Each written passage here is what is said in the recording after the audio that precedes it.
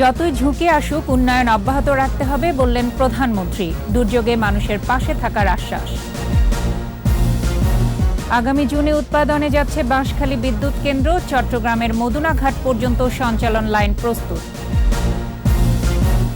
Metro রেলের বর্ধিত অংশের কাজ দক্ষিণ সিটির প্রকল্পের সঙ্গে সাংঘর্ষিক বললেন মেয়র, মানতে নারাজ কর্তৃপক্ষ।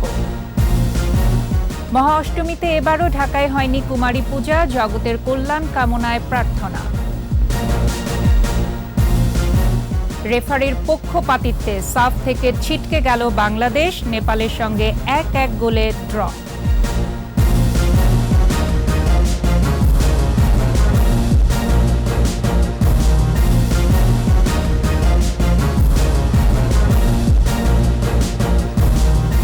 শুনছিলেন ফার্স্ট সিকিউরিটি ইসলামী ব্যাংক লিমিটেড সংবাদ শিরোনাম। সন্ধ্যা ৭টার ২১ সংবাদে প্রত্যেককে আমন্ত্রণ জানাচ্ছি আমি ফারজানা আখি।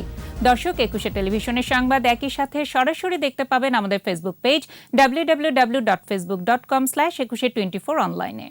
এছাড়া সংবাদে আরও থাকছে: পুকুরে ইলিশ চাষে গবেষণা, সাগর তীরবর্তী মোহনায় উৎপাদনের সম্ভাবনা দেখছেন বিশেষজ্ঞরা।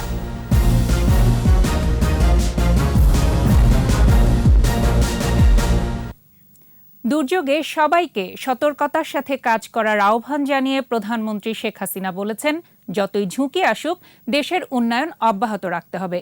আন্তর্জাতিক দুর্যোগ প্রশমন দিবসের অনুষ্ঠানে একথা বলেন তিনি। প্রধানমন্ত্রী দৃঢ়তার সাথে বলেন, ঝুঁকি মোকাবেলায় বিশ্বের আদর্শ বাংলাদেশ। রিপোর্টে আরও জানাচ্ছেন আকবর হোসেন সুমন।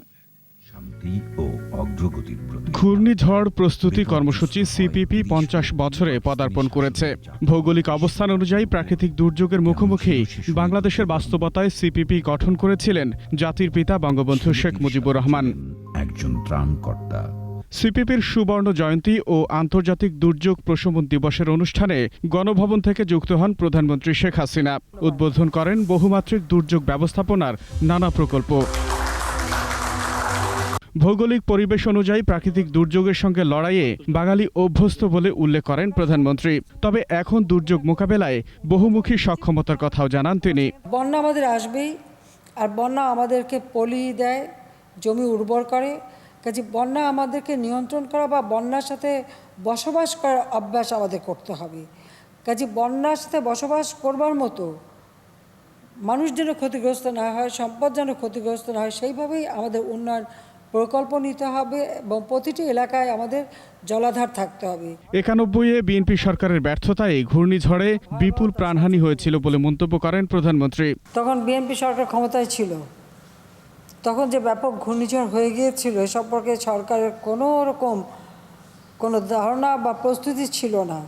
এমনকি আমাদের বিমান বাহিনী, নৌবাহিনী তারাও সতর্ক ছিল না, আর সরকারের পক্ষ থেকে কোনো সতর্কতাই ছিল না, যার জন্য লক্ষ লক্ষ মানুষ কিন্তু মারা যায়, কিন্তু তখন তারা স্বীকার করেনি।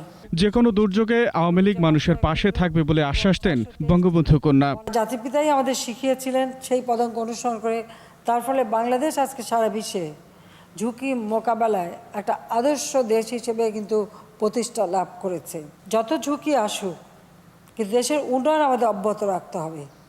দেশের মানুষের ভাগ্য পরিবর্তন করতে হবে, দারিদ্র্যের হাত থেকে মানুষকে মুক্তি দিতে হবে। আওয়ামী লীগ সরকারে না আসলে এগুলি আর কেউ করতো বলে মনে হয় না, কারণ তারা মানুষের সম্পর্কে কারো কোনো সেই দায়বদ্ধতা নেই।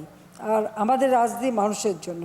করোনার ভ্যাকসিন নিলে মৃত্যু ঝুঁকি কম হলেও আক্রান্ত হবার আশঙ্কা থাকে, তাই স্বাস্থ্য সংক্রান্ত নির্দেশনা মেনে চলার আহ্বান জানান প্রধানমন্ত্রী। আমাদের লক্ষ্য প্রায় আমাদের ৮০% মানুষকে আমরা টিকা দেব। আকবর হোসেন সুমন, ২১ টেলিভিশন, ঢাকা। দ্রুত এগিয়ে চলছে এসএস পাওয়ার 1 বিদ্যুৎ কেন্দ্রের নির্মাণ কাজ। আগামী এপ্রিলেই প্রকল্পটি শেষ হবে বলে আশা করছেন সংশ্লিষ্টরা, আর জুনে উৎপাদন শুরুর প্রত্যাশা তাদের। চট্টগ্রামের বাঁশখালীতে কয়লাভিত্তিক বিদ্যুৎ কেন্দ্রটি নির্মাণ করছে দেশের শীর্ষস্থানীয় শিল্পগোষ্ঠী এস আলম গ্রুপ। চট্টগ্রাম থেকে বিপ্লব মজুমদারের ক্যামেরায় ইকরামুল হকের রিপোর্ট, জানাচ্ছেন সমর ইসলাম।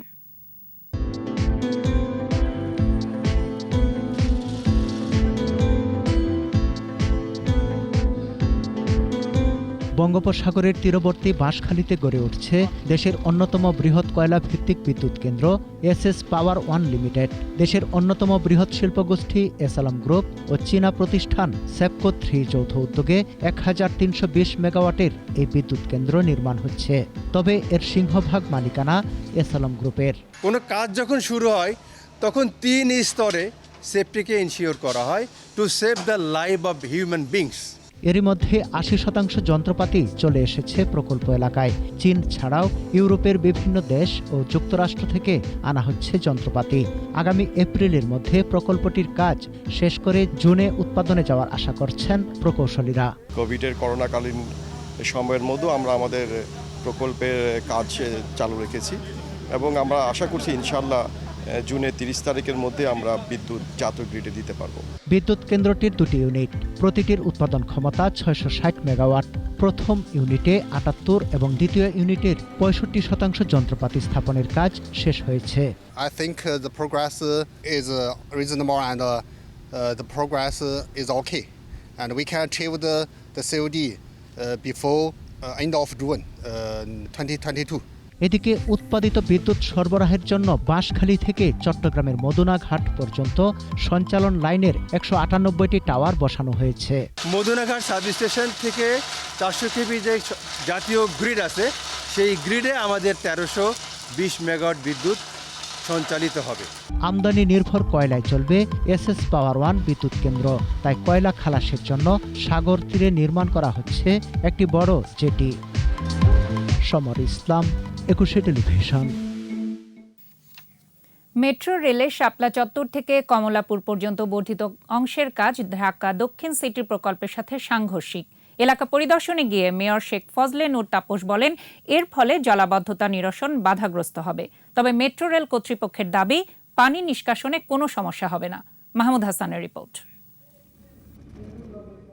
দেশে ব্যয়বহুল মহাপ্রকল্পগুলোর মধ্যে অন্যতম মেট্রো রেল। উত্তরা থেকে মতিঝিল পর্যন্ত 20.10 কিলোমিটার দীর্ঘ এই মেট্রো রেলে থাকছে 16টি স্টেশন।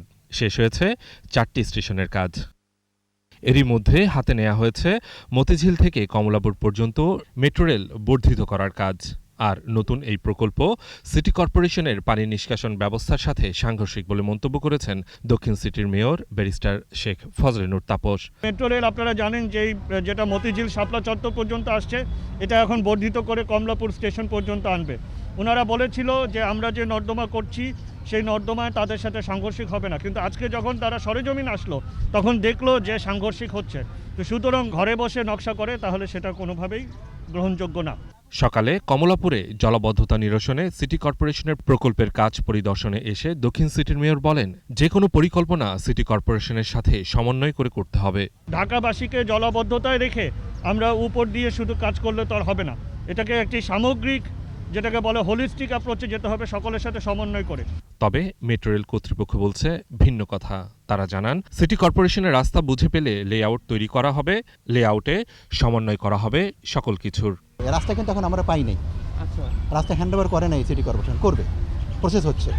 হওয়ার পর আমরা এটা লেআউটে দিতাম, যেহেতু আগেই কাজ শুরু হয়ে গেছে, আমরা এখন অনেকের সাথে আলাপ করে আমরা লেআউটটা দেবো। কোথাও কোনো সমস্যা হচ্ছে কিন্তু দেখবো, মনে হয় সমস্যা নেই। কমলাপুরের জলাবদ্ধতা নিরসনে সিটি কর্পোরেশনের প্রকল্পের অগ্রগতিতে সন্তোষ প্রকাশ করেন মেয়র। মাহমুদ হাসান, 21 টেলিভিশন, ঢাকা। চাহিদার চেয়ে উৎপাদন বেশি, নেই হিমাগার, তাই ক্ষেতের আলু নীরবে পচে যাচ্ছে গুদামে। বাণিজ্যিকভাবে রপ্তানি হলে আলুতে ভাগ্য ফিরত কৃষকের। মুন্সিগঞ্জ ঘুরে এসে আরও জানাচ্ছেন রিয়াদ সুমন। গুরুত্ব এবং উৎপাদন বিবেচনায় ধান ও গমের পরেই আলুর স্থান। এক যুগের বেশি সময় ধরে বছরে 5.19% বৃদ্ধি পেয়ে আলুর উৎপাদন বর্তমানে 1 কোটি টন ছাড়িয়েছে। মাথা পিছু 10 গুণ বেড়েছে আলু খাওয়ার প্রবণতা। চলতি অর্থ বছরে দেশে আলুর উৎপাদন হয়েছে 1,10,00,000 টন। বার্ষিক অভ্যন্তরীণ চাহিদা আছে 70 থেকে 80 লাখ টন। আলু উৎপাদন, প্রক্রিয়াজাতকরণ এবং হিমাগারে সংরক্ষণ পর্যন্ত কেজি প্রতি খরচ পড়েছে 18 টাকা। কিন্তু বর্তমানে হিমাগার পর্যায়ে আলু বিক্রি হচ্ছে 9 থেকে 10 টাকা। ফলে লোকসানের মুখে কৃষক আর ব্যবসায়ীরা। 19 টাকা কেজি পড়ছে স্টোরেজ খরচ সহকারে, আর এখন বিক্রি করতেছি 9 টাকা কেজি। গত বছর যে টাকাটা লাভ করছিলাম এটার প্রায় পুরোটাই আমার এবার চলে যাবে। কৃষক যদি আলু না নেয় সে আলুটা আমরা কী করব? সেক্ষেত্রে আমাদের আলুটা কিন্তু ফালাই দেওয়া ছাড়া কোনো নাই, উপায় নাই। কিন্তু দেশের 400টি হিমাগারে এখনও মজুত আছে প্রায় 40 লাখ টন আলু। এর মধ্যে বীজ আলু রয়েছে 8 লাখ টন। প্রতি মাসে চাহিদা আছে 6 লাখ টন করে আলু। সেই হিসাবে আগামী নভেম্বরের মধ্যে সব আলু বিক্রি না হলে অবিক্রিত থেকে যাবে প্রায় 20 লাখ টন আলু। বর্তমান সংকট সমাধানে সরকারের সহযোগিতা আশা করছে বাংলাদেশ কোল্ড স্টোরেজ অ্যাসোসিয়েশন। কৃষক ও ব্যবসায়ীদের লোকসান কমাতে উদ্বৃত্ত আলুতে ভর্তুকি প্রদান, আলু রপ্তানিতে নগদ প্রণোদনা সহ বেশ কিছু পদক্ষেপ নেয়ার দাবি জানায় সংগঠনটি।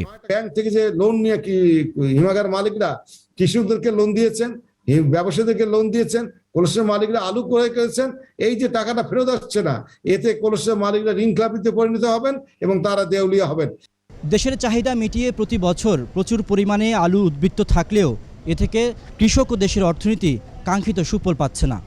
কারণ বাণিজ্যিকভাবে দেশে আলুর বহুমুখী ব্যবহার নেই। অন্যদিকে রপ্তানির ক্ষেত্রে যে ধরনের আলুর চাহিদা রয়েছে তা উৎপাদন এখনও নিশ্চিত করা যায়নি। এ খাতে কৃষক ও ব্যবসায়ীদের আগ্রহ ধরে রাখতে সরকারের ত্রাণ কার্যে কাবিখা ভিজিএফ ভিজিটি কার্ডে এবং ওএমএস-এর মাধ্যমে আলু বিতরণের প্রস্তাব দিয়েছেন কৃষি অর্থনীতিবিদরা। রপ্তানিটা বাড়ানোর জন্য আমাদেরকে প্রচেষ্টা নিতে হবে। এটা যেমন সরকারিভাবে নেওয়া দরকার, এটা ব্যবসায়িক ভিত্তিতে যারা প্রাইভেট সেক্টরে আছে তাদেরও এই ব্যাপারে দায়িত্ব আছে। এছাড়া চালের দাম নিয়ন্ত্রণে রাখতে ভাতের বিকল্প হিসেবে আলু খাওয়ার পরামর্শ দেন অর্থনীতিবিদেরা। রিয়াদ সুমন, 21 টেলিভিশন, মুন্সিগঞ্জ। আজ মহাষ্টমী। এবারও ঢাকায় হয়নি কুমারী পূজা। মহা অষ্টমী পূজা শেষে হয় সন্ধি পূজা। ভক্তি আর ভালোবাসায় মায়ের আরাধনায় মগ্ন সনাতন ধর্মাবলম্বীরা। অশুভ শক্তির বিনাশে জগতের কল্যাণ কামনায় মায়ের চরণে পুষ্পাঞ্জলি নিবেদন করেন। মোহাম্মদ হানিফের ক্যামেরায় স্মৃতিমণ্ডলের রিপোর্ট।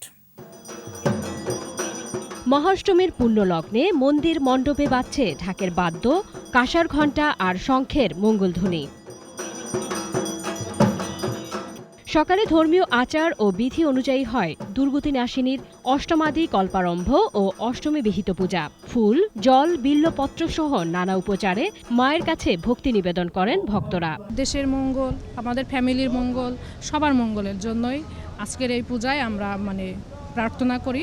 এই করোনা যাতে সারা পৃথিবীর থেকে দূর হয় এটাই চাইবো। দুর্গা মা আমাদেরকে অসুরের থেকে করেছিল, বাঁচিয়েছিল, তাই আমরা এই উৎসবটাকে অনেক মজা করে পালন করি। এই অষ্টমী তিথিতে কুমারী বা নারীতে দেবী ভাব আরোপ করে তার পূজা করা হয়। কুমারী পূজা মাতৃরূপে ঈশ্বরেরই আরাধনা। সমস্ত নারীর মধ্যেই মা জাগ্রত, তো এখানে মায়ের যে শক্তিটা, আমরা মায়ের আদ্যা শক্তির প্রার্থনাটা করি। মায়ের কাছে আমাদের এবার আকুতি ছিল পৃথিবী যেন শান্ত হয়, করোনা মুক্ত হয়। করোনা সংক্রমণ নিয়ন্ত্রণে থাকলেও গতবারের ধারাবাহিকতায় রাজধানীর রামকৃষ্ণ মঠে কুমারী পূজা হয়নি। গত বছর আমরা দুর্গাপূজা থেকে বাসা থেকে বের হতে পারিনি, সেভাবে প্রার্থনা করতে পারি না, তো ঘরে বসে আমাদের প্রার্থনা করতে হয়েছে ঠাকুরের কাছে। প্রতিদিনই একই প্রার্থনা চাই মায়ের কাছে যে এই মহামারী, এই পৃথিবী যেন আগের মতো সুন্দর হয়ে যাক, আমরা যেন আগের স্বাভাবিক সুন্দর জীবনযাপন করতে পারি। সবাই রোগটা যেন ভালো হয়ে যায়, দেশ যেন শান্তিতে থাকে। এই সবাই মিলে প্রার্থনা করছি সবাই যেন সুস্থ সুন্দর মঙ্গলভাবে সব সম্পন্ন করতে পারে। মহাষ্টমীর পূজা শেষে হয় সন্ধি পূজা। অষ্টমী তিথির শেষ 24 মিনিট থেকে নবমী তিথির প্রথম 24 মিনিট পর্যন্ত সময়ের সংযোগস্থলে হয় সন্ধি পূজা। দেবী দুর্গাকে চামুণ্ডা রূপে পূজা করা হয়। সন্ধি পূজার সন্ধিক্ষণেই দেবী দুর্গা বধ করেছিলেন মহিষাসুরকে। দেবী দুর্গা এবার মর্তে এসেছেন ঘোড়ায় চড়ে, যার অর্থ ছত্রভঙ্গ, আর যাবেন দোলায়, এর অর্থ মহামারী। দুটোরই অর্থ খুবই অশুভ। তবে দুর্গতিনাশিনী দেবী দুর্গার আশীর্বাদে পৃথিবী থেকে অশুভ শক্তির বিনাশ আর মঙ্গলের আবির্ভাব হবে, এমন প্রত্যাশা সবার। স্মৃতিমণ্ডল, 21 টেলিভিশন, ঢাকা। সময় হলো বিরতির। যখন ফিরছি তখন অন্যান্য খবরের সঙ্গে আরও যা থাকবে। নির্বাচনে ভয় পায় বিএনপি, বললেন ওবায়দুল কাদের। দুঃস্বপ্ন দেখছে আওয়ামী লীগ, মন্তব্য ফখরুলের। বিদেশে লোক পাঠানোর নামে বিপুল অঙ্কের টাকা আত্মসাৎ, মানব পাচারকারী চক্রের 8 জন গ্রেপ্তার। দেখছেন সন্ধ্যা ৭টার ২১ সংবাদ। আওয়ামী লীগ সাধারণ সম্পাদক ওবায়দুল কাদের বলেছেন, নির্বাচন ভয় পায় বলেই বিএনপি প্রকাশ্যে নির্বাচনে অংশ নেয় না। দলটি নির্বাচন ছেড়ে পালিয়ে যাবার প্রবণতা আছে বলেও মন্তব্য করেন তিনি। আকবর হোসেন সুমনের আরেকটি রিপোর্ট। যাত্রাবাড়ি ডেমরা মহাসড়ক ৪ লেনে উন্নীত হচ্ছে। প্রকল্প এলাকা পরিদর্শন করেন সড়ক পরিবহন ও সেতুমন্ত্রী ওবায়দুল কাদের। সেখানে সাংবাদিকদের প্রশ্নের প্রেক্ষিতে উঠে আসে নির্বাচন প্রসঙ্গ। বিএনপির নির্বাচনী নীতি নিয়ে সমালোচনা করেন আওয়ামী লীগ সাধারণ সম্পাদক। নির্বাচন নিয়ে বিএনপির নীতি একটা আত্মঘাতী নীতি, যা কর্মী সমর্থক ও ভোটারদের সাথে প্রবঞ্চনা ছাড়া আর কিছু নয়। এ পলায়নপরণতার রাজনীতি যারা করেন মুখোশের আড়ালে, তারাই গণতন্ত্রের শত্রু, তারাই ভোটাধিকারের শত্রু, উন্নয়নের শত্রু। ব্যালটের মাধ্যমেই আওয়ামী লীগ জনগণের নেতৃত্ব দেবে বলেও জানান তিনি। এখনো বলছে আওয়ামী লীগ কিনা 30টি আসনও পাবে না। আগেভাগে তাদের এই সংখ্যাতত্ত্বের হিসাব হাস্যকর। আমরা সংখ্যাতত্ত্বের রাজনীতিতে বিশ্বাসী নই। ব্যালটের মাধ্যমে জনগণ নেতৃত্ব নির্বাচন করবে। স্থানীয় সরকার নির্বাচনে মনোনয়ন নিয়ে অভিযোগের সত্যতা মিললে সাংগঠনিক ব্যবস্থা নেয়ার হুঁশিয়ারি দেন ওবায়দুল কাদের। সুস্পষ্ট অভিযোগ পাওয়া মাত্রই আমরা খতিয়ে দেখছি। Akbar Hossain Sumon, 21 television, Dhaka. BNP chairperson Begum Khaleda জিয়ার কয়েকদিন ধরে জ্বর থাকায় হাসপাতালে ভর্তি করা হয়েছে বলে জানালেন দলের মহাসচিব মির্জা ফখরুল ইসলাম আলমগীর। ঢাকা রিপোর্টার্স ইউনিটিতে আয়োজিত এক আলোচনা সভায় মির্জা ফখরুল বলেন, বন্দী থাকা অবস্থায় খালেদা জিয়ার সঠিক চিকিৎসা হয়নি, তার উন্নত চিকিৎসা দরকার বলেও মন্তব্য করেন তিনি। ওবায়দুল কাদেরের বক্তব্যের জবাবে মির্জা ফখরুল বলেন, বিএনপি রঙিন স্বপ্ন দেখছে না, বরং আওয়ামী লীগ দুঃস্বপ্ন দেখছে।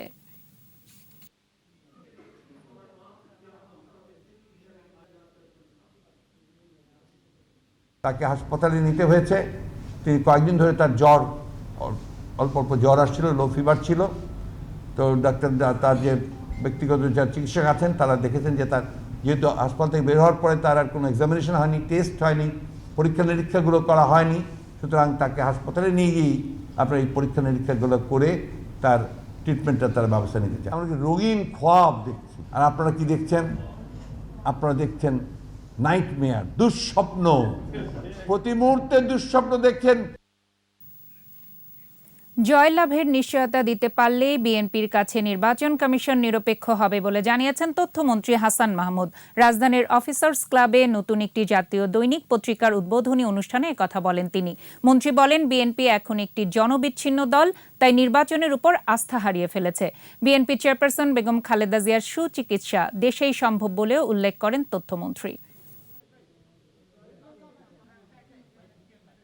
তারা জনবিচ্ছিন্ন হয়ে গেছে বিধায় তারা স্থানীয় সরকার নির্বাচনেও অংশগ্রহণ করতে ভয় পায়।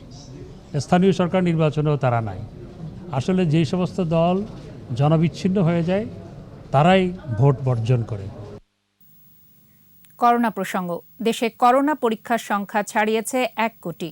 এর মধ্যে এ পর্যন্ত শনাক্ত হয়েছে 15,64,000-এর বেশি। গেল 24 ঘন্টায় করোনা আক্রান্ত হয়ে 17 জনের মৃত্যু হয়েছে। এ পর্যন্ত মৃতের সংখ্যা বেড়ে 27,730। স্বাস্থ্য অধিদপ্তরের তথ্য অনুযায়ী 828টি ল্যাবে 22,153টি নমুনা পরীক্ষায় শনাক্ত হয়েছে 518 জন। মোট শনাক্ত 15,64,019। নতুন 505 জন সহ সুস্থ 15,25,673 জন। পরীক্ষার বিপরীতে দৈনিক সংক্রমণ হার 2.34%, সুস্থতা 97.54% এবং মৃত্যু হার 1.77%। ইভ্যালি অবসায়নের জন্য কমিটি গঠনে 3 জন সাবেক সচিবের নাম হাইকোর্টে দাখিল করেছে বাণিজ্য মন্ত্রণালয়। এসব কর্মকর্তাদের বিষয়ে জেনে পরে আদেশ দেয়া হবে বলে জানান হাইকোর্ট। বিচারপতি খুরশিদ আলম সরকারের একক বেঞ্চ এ আদেশ দেন। কর্মকর্তারা হলেন সাবেক সচিব মাকসুদুর রহমান পাটোয়ারি, রেজাউল আহসান এবং ইয়াকুব আলী পাটোয়ারি। তবে হাইকোর্ট আরও কয়েকজন সরকারি কর্মকর্তাদের নাম চেয়েছেন। গতকাল ইভ্যালির দায় দেনা নির্ধারণে পরিচালনা পরিষদ গঠনের বিষয়ে আদেশের জন্য বুধবার দিন নির্ধারণ করা হয়। গত 10 অক্টোবর ইভ্যালির সব নথি জমা দেওয়া হয় হাইকোর্টে। এদিকে সবশেষ অডিট রিপোর্টে অসামঞ্জস্যতা রয়েছে বলে জানিয়েছেন বাণিজ্য মন্ত্রণালয়ের আইনজীবী। অবসান সংক্রান্ত একটি তিনজন অবসরপ্রাপ্ত সচিব মহোদয়ের নাম আমরা জমা দিয়েছি। তিনি বিচার বিবেচনা করে বিশ্লেষণ করে তিনি আগামী 17 বা 18 তারিখ যেদিন ভ্যাকেশন বেঞ্চে তিনি বসবেন সেদিন তিনি এই বিষয়ে আদেশ প্রদান করবেন। বিদেশে লোক পাঠানোর নামে লাখ লাখ টাকা হাতিয়ে নেয়ার অভিযোগে মানব পাচারকারী চক্রের অন্যতম মূল হোতাসহ 8 জনকে গ্রেপ্তার করেছে র্যাব। র্যাবের মিডিয়া সেন্টারে আয়োজিত সংবাদ সম্মেলনে জানানো হয়, রাজধানীর বাড্ডা এলাকা টুটুল ওভারসিজ, লিমন ওভারসিজ ও লয়াল ওভারসিজ সাধারণ মানুষের সাথে প্রতারণা করে আসছে। সে সময় অভিযান চালিয়ে 10টি পাসপোর্ট, 7টি ফাইল, 4টি সিল, 17টি মোবাইল সহ প্রতারণার কাজে ব্যবহৃত বেশ কিছু নথি জব্দ করে র্যাব। যে দালাল চক্রদের আমরা আটক করেছি এগুলো সহ বেশ কিছু পলাতক আছে, সে সকল দালালের সহযোগিতায় তরুণ এবং তরুণী যারা বিদেশে যেতে চায় তাদেরকে উচ্চ বেতনের কথা বলে প্রভাবিত করে তাদেরকে সে বিদেশে পাচার করত। যাদেরকে পাচার করতে সক্ষম না হতো তাদেরকে দেখা গেল যে 2 থেকে 5 লাখ টাকা নিয়ে বিদেশে পাঠানো হবে। এই প্রক্রিয়ায় বছরের পর বছর তারা তাদেরকে ঘোরাতো। ইলিশের কালেও আকাল, তাই বাঙালির পাতে জোটে না কাঙ্ক্ষিত ইলিশ পেটি। মাছটির চাহিদা মেটাতে পুকুরে ঝুঁকছেন গবেষকরা। এ বিষয়ে আরও জানাচ্ছেন মফিউর রহমান। পদ্মা কিংবা মেঘনা, যেখানে চড়ে বেড়াক না কেন, ইলিশের জীবনচক্র বেশ বৈচিত্র্যময়।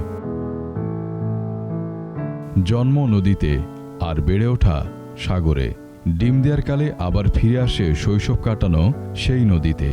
এ এক অদ্ভুত জীবনচক্রে বন্দী।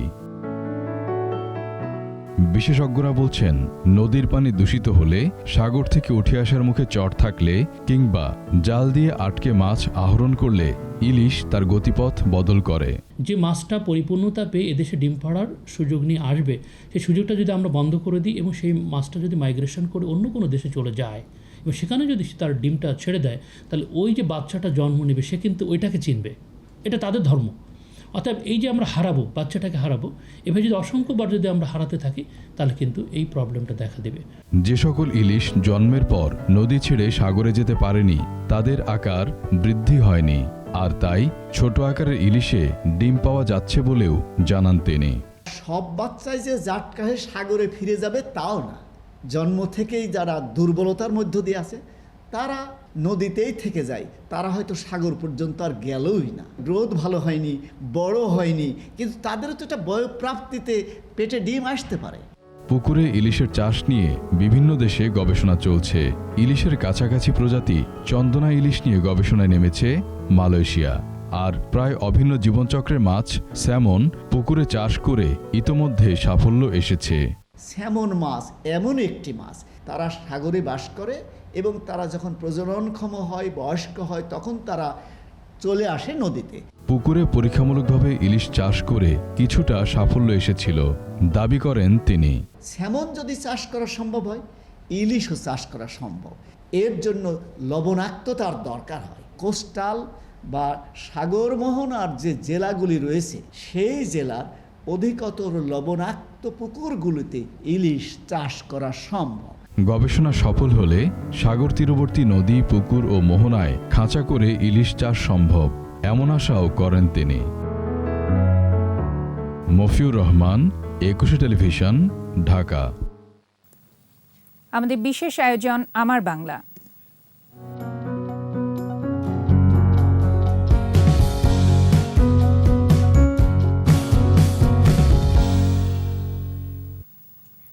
পর্যটকদের কাছে প্রিয় নাম সীতাকুণ্ডর গুলিয়াখালী সৈকত। আরও আছে মিরসরাইয়ে নাপিতছড়ার বুনো ঝর্ণা, পাশেই অনিন্দ সুন্দর কুপিকাটা খুম, মিঠাছড়া আর বাঘ বিয়ানির প্রবাহ। মনোমুগ্ধকর ঝিরি ঝর্ণার বাকিটা জানাচ্ছেন স্মৃতিমণ্ডল।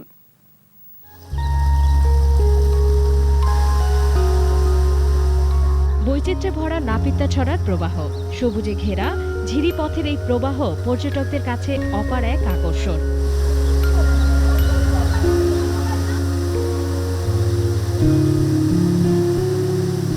মিরসরাইয়ের নাপিতাছড়ার নান্দনিক ঝিরিপথে দেখা মিলবে আকাশ ছোঁয়া পাথরের চাই। কোথাও নুড়ি বিছানো পথ, একটু দূরেই নান্দনিক জলধারা।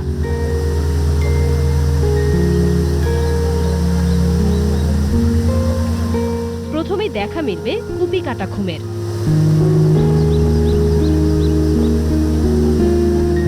নাপিতা ছড়ার সবচেয়ে সুন্দর ঝর্ণার দেখা মিলবে অল্প দূরেই।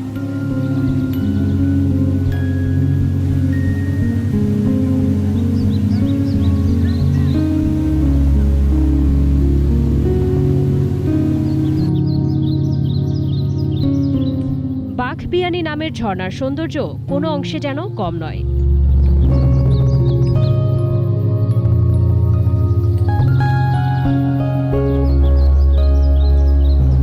সীতাকুণ্ডের গুলিয়াখালীর সবুজ সৈকত পর্যটকদের কাছে দিন দিন জনপ্রিয় হয়ে উঠছে। একদিকে দিগন্তজোড়া সাগরের জলরাশি, অন্যদিকে সারিবদ্ধ কেওড়া বন গুলিয়াখালীকে করেছে অপরূপা।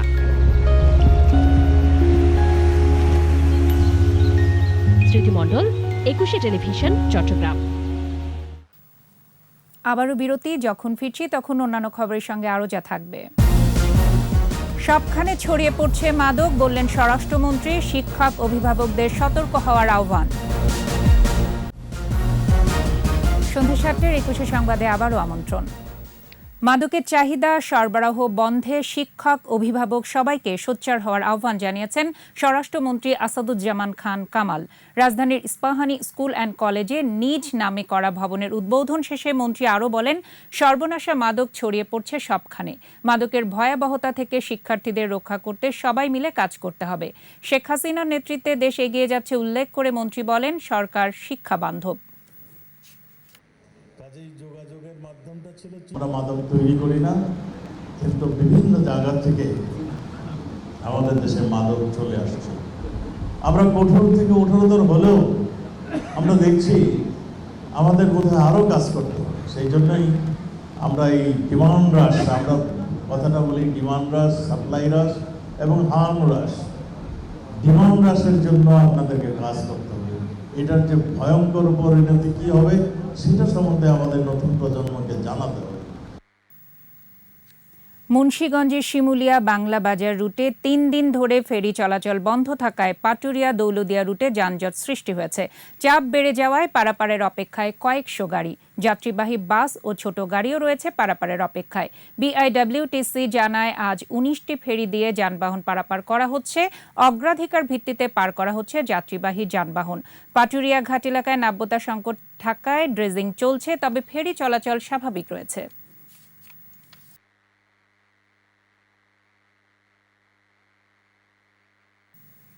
চুয়াডাঙ্গা শহরের দাসপাড়ায় নারীদের উদ্যোগে হচ্ছে দুর্গাপূজা। 4 বছর ধরে চলছে এই আয়োজন। নিজেদের ভালো লাগা ও ধর্মীয় অনুভূতি থেকে সনাতন ধর্মাবলম্বী নারীরা এ পূজার আয়োজন করে থাকেন। দূর দূরান্ত থেকে অনেকে আসেন নারীদের এই আয়োজন দেখতে। চুয়াডাঙ্গা প্রতিনিধি আতিয়া রহমানের রিপোর্ট জানাচ্ছেন রত্না জামান। 4 বছর আগে চুয়াডাঙ্গা শহরের দাসপাড়ায় শিব মন্দির মহিলা সংঘ নামের একটি সংগঠন গড়ে তোলেন নারীরা। বর্তমানে সদস্য সংখ্যা 20। কমিটিতে কোনো পুরুষ সদস্য নেই। আমাদের ব্যতিক্রম ধর্মী আমরা একটু পূজা করতে চাচ্ছি, সেটা হচ্ছে মহিলা কমিটি দ্বারা পূজা করছি। একত্রে আমরা এই পূজা উদযাপন করে থাকি। সবাই সহযোগিতার হাত বাড়িয়ে আমাদেরকে উৎসাহিত করে। সংঘের সভাপতি জানান, 4 বছর আগে থেকে তারা আয়োজন করছেন দুর্গা উৎসব। আগে পুরুষরাই পূজা করত, এখন আমরা গত 4 বছর হলো মহিলারা পূজা করছি। মহিলা সংঘ থেকে এখানে পূজা করে দুর্গা পূজা, আমাদের খুব ভালো লাগে। এখানে অনেক দূর দূরান্ত থেকে দর্শনার্থীরা আসে, একটা সুন্দর পরিবেশ তৈরি হয়। সকলেরই তাদের সহযোগিতা করা উচিত। প্রতিমা তৈরির শুরু থেকে বিসর্জন পর্যন্ত সব কাজেই সম্পৃক্ত থাকেন নারীরা। তাদের আয়োজনও বেশ পরিকল্পিত। মহিলারা সম্পূর্ণভাবেই একত্রিত হয়ে তাদের উৎসাহে এবং তাদের তত্ত্বাবধানে সম্পূর্ণ পুজো হয়ে থাকে। আমরা খুবই খুশি এবং আমরা সার্বিকভাবে তাদেরকে সহযোগিতা করে থাকি। চুয়াডাঙ্গা জেলায় এবছর 116টি স্থানে দুর্গাপূজা হচ্ছে। রত্না জামান, 21 টেলিভিশন। সোশ্যাল ইসলামী ব্যাংক লিমিটেড বাণিজ্য সংবাদ।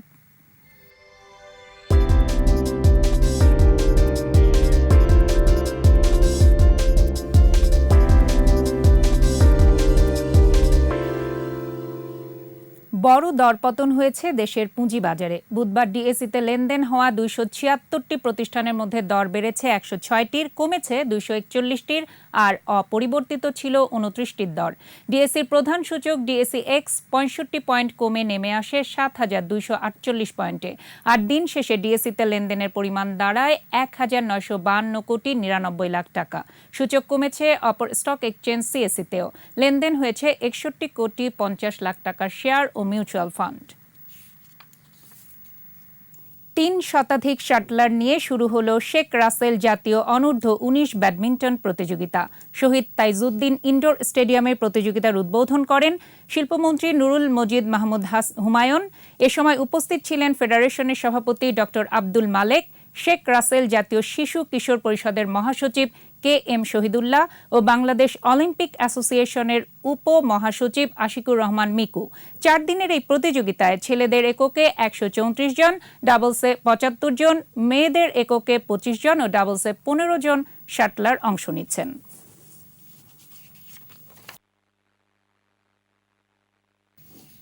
আর এরই সাথে শেষ করছি সন্ধ্যা 7টার 21 সংবাদ। তবে যাবার আগে ফার্স্ট সিকিউরিটি ইসলামী ব্যাংক লিমিটেড সংবাদ শিরোনামগুলো জানাচ্ছি আরও একবার। যতই ঝুঁকি আসুক উন্নয়ন অব্যাহত রাখতে হবে বললেন প্রধানমন্ত্রী। দুর্যোগে মানুষের পাশে থাকার আশ্বাস। আগামী জুনে উৎপাদনে যাচ্ছে বাঁশখালী বিদ্যুৎ কেন্দ্র। চট্টগ্রামের মদুনাঘাট পর্যন্ত সঞ্চালন লাইন প্রস্তুত। মেট্রো রেলের বর্ধিত অংশের কাজ দক্ষিণ সিটির প্রকল্পের সঙ্গে সাংঘর্ষিক বললেন মেয়র, মানতে নারাজ কর্তৃপক্ষ। মহাষ্টমীতে এবারও ঢাকায় হয়নি কুমারী পূজা, জগতের কল্যাণ কামনায় প্রার্থনা। এবং রেফারির পক্ষপাতিত্বে সাফ থেকে ছিটকে গেল বাংলাদেশ, নেপালের সঙ্গে 1-1 গোলে ড্র।